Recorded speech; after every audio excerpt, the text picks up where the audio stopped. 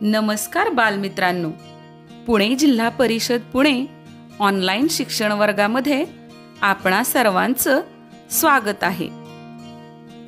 आज आपण इयत्ता पहिली विषय गणित लांब आखूड पान क्रमांक 65 हा घटक शिकणार आहोत। पाठाची अध्ययन निष्पत्ती पुढील प्रमाणे।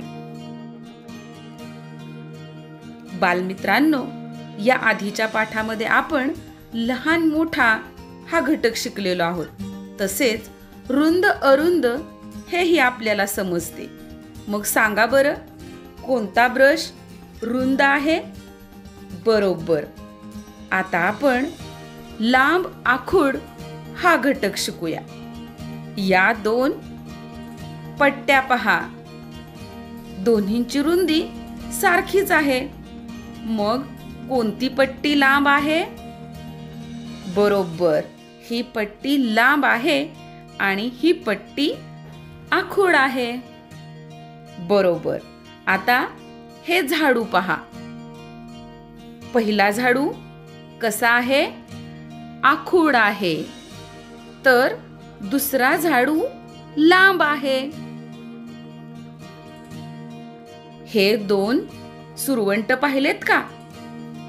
कोणता सुरवंट आखूड आहे आणि कोणता सुरवंट लांब आहे?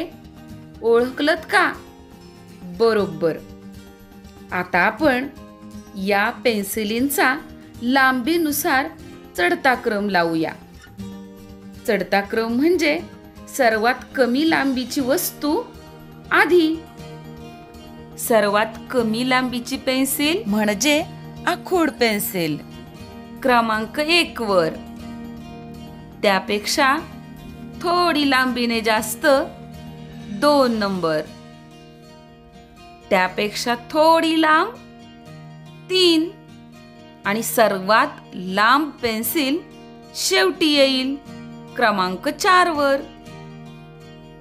अगदी बरोबर। आता याचप्रमाणे या पिन आहेत ना, त्यांना चढत्या क्रमाने लावूया।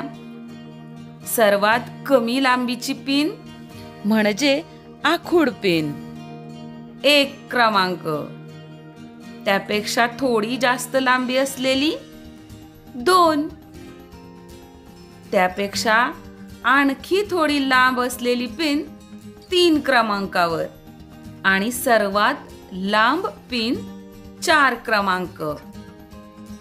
आता हे ब्रश पहा, सर्वात कमी लांबीचा ब्रश म्हणजे आखूड ब्रश सुरुवातीला येईल, म्हणजे 1 क्रमांक। त्यापेक्षा थोडी जास्त लांबी असलेला ब्रश 2 क्रमांकावर आणि सर्वात जास्त लांबी असलेला ब्रश क्रमांक 3 वर। याप्रमाणे चढता क्रम लावला। आता या मण्यांच्या माळा पहा बरं। सर्वात कमी मणी असलेली माळ आखूड आहे।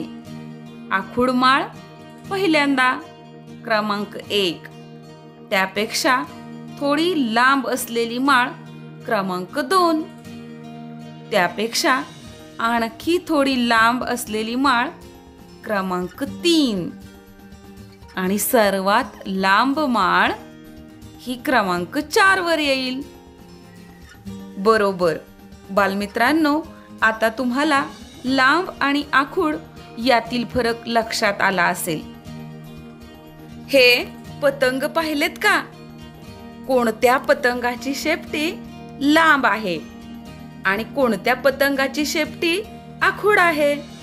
हे तुमच्या आईला सांगा आणि आणखी एक कृती करून पहा। आता तुम्ही एक दोरी घ्या आणि तिचे 2 तुकडे करा आणि सांगा बरं, कोणता तुकडा आखूड आहे आणि कोणता तुकडा लांब आहे? चला तर मग पुन्हा भेटूया पुढच्या पाठाच्या वेळी। धन्यवाद।